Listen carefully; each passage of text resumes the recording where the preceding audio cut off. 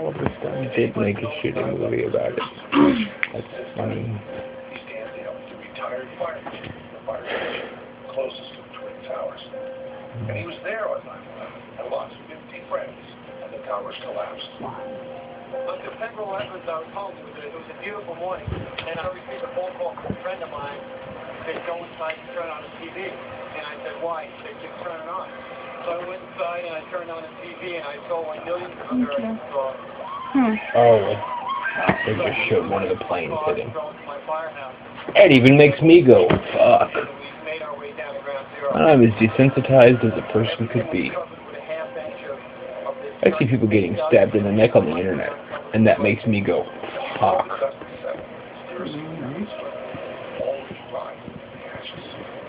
I think 911 was not what the government said. The events actually happened. There were airplane crashes. There were people dead. But it was not as the government tells us. Eric Hupschmidt, software developer. And developer of one of the My grandpa thinks 9/11 was a conspiracy. in the history of paranoia. He wrote a book called Pain and Question. You don't get angry at those people. It's not like anything else.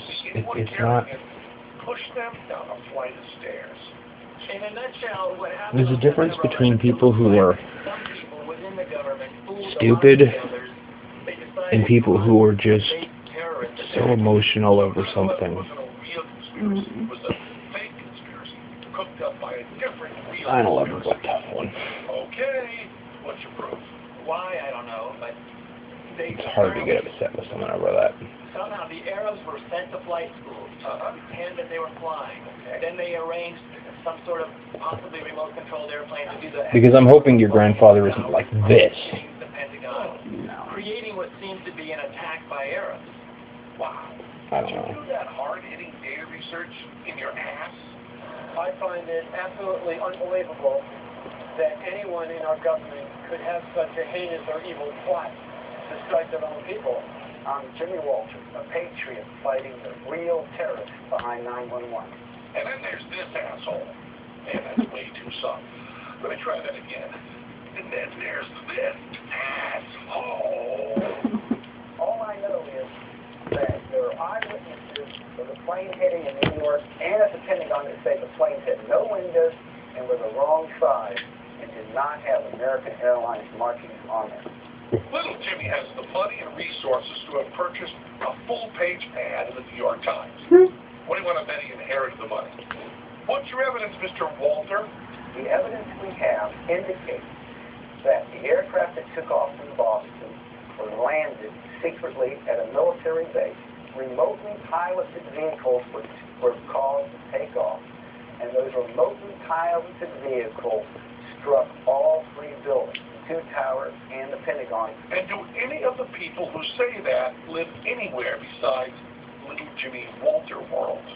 I firmly believe that many of the alleged passengers on the alleged hijacked aircraft are still alive. And quite frankly, I think they were probably Those buildings are gigantic, and that plane is not small compared to them. I really hope this fuck-up runs into a family. Biggest buildings in the country. Biggest buildings in the country full of big buildings. And that plane isn't small compared to them. And so in the trade towers, they planted explosives on every floor. You actually see these pieces come up and down and up and over. See these pieces? That's coming up and over. That's not a collapse. Those are explosions. I don't like war, but I get it. Conspiracy theorists, like all sorts of theorists, take disparate facts and put them together. And what makes a That guy didn't have conspiracy anybody theorist who a little died bit in different the is Twin they Towers put the that day. facts together in That guy alternative doesn't ways know that are somebody tinged who with a knows kind of somebody paranoia. who died in the Twin Towers that day. No, but they took us outside, show us Or on the fancy car plane. jump Look at suits. this. And well, sometimes What the fuck is wrong with this guy?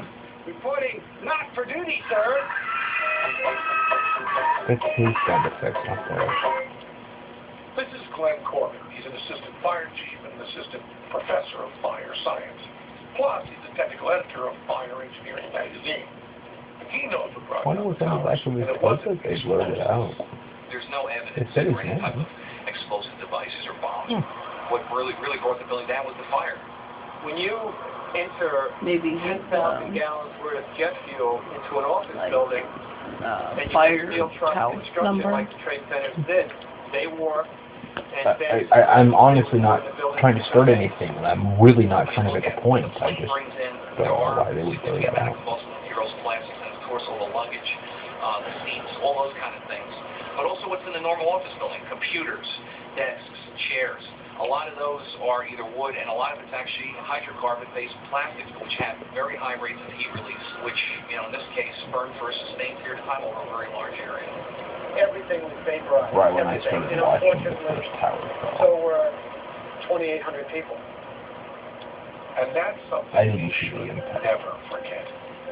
Bunch of conspiracy nuts, death, and suffering are just heart-pounding entertainment.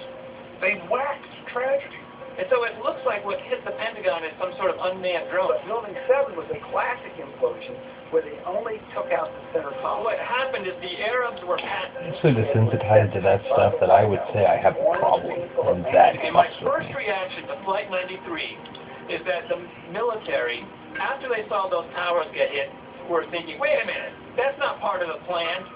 What is that plane going to do? Shoot it! I think proffering conspiracy theories like that are an insult to the people who lost their lives here. But why do these ideas with no basis in fact keep popping up? People hate thinking about, in a flash of an eye, 3,000 terrorist people. bombers can come in and crash into the World Trade Center. They would rather see that, oh yes, there was always a system. The one thing that puts a smile on my face about 9/11, and it makes me feel bad to say this, but the one thing that puts a smile on my face is 3,000 people dead. How many people? And it has to be at least one or two wanted to disappear before this, just happened to not be there when they were supposed to, and took the opportunity to just be gone. I'm not making a point with that. It's not statistically significant, but at least one of those 3,000 people is clearly still alive, but took the opportunity to leave his family and kids. How weird is that to know that all of those families that suffered, suffered. At least one of those families that dude is alive somewhere in Wyoming, hiding in the forest. Fucked up, but yeah. You know, at least one. Probably several. Not a point, just an interesting thing to think about. I talked to him. What? Through email. Nice guy. With a PhD in astronomy and Bad Astronomy. It's a great website. See? He knows why this moonwalk conspiracy continues to I fester. talked to him before any of this shit. Fester is a key word with conspiracies. They sort of lie under the rocks and wait, and they It's fester. a really cool and website. you know, It's all about science most of and them go like away. how science affects your life Conspiracy and, theory, it hasn't you know, this show kind of To the stuff. bottom of this fake moon landing stuff, we enter He's a nice guy. Indiana, this beautiful prefab home, just around the corner from Moon Road. Here you'll find the premier authority He works for on NASA. faking the moon landing. He's Renee. And yeah, I love he's this gonna guy. name and know about people like that. He also hosts one of the most outrageous websites on the subject. He's even the author of this book, NASA Mooned America. One book. His book, or a large hammered photocopied pamphlet, absolutely proves that the moon landings were faked, at least in his mind. Walking on the moon is in the same category as the Tooth Fairy and Santa Claus and the Easter Bunny. There is no possible way, conceivable way, that man has ever walked on the moon. Not then, not now, not tomorrow, or next year either. You're stapling your book together by hand. No wonder space-age technology seems impossible to you. What's Renee's big problem with the moonwalk? There's no air on the moon. How do you make a flag flutter? Sometimes you'd see it on TV, and it didn't move. And sometimes the flag would flutter. Every time you see that flag waving, the astronauts hold on to the pole, and they're moving this thing back and forth. That's why the flag is moving. It's just the cloth flapping back and forth because of inertia. I don't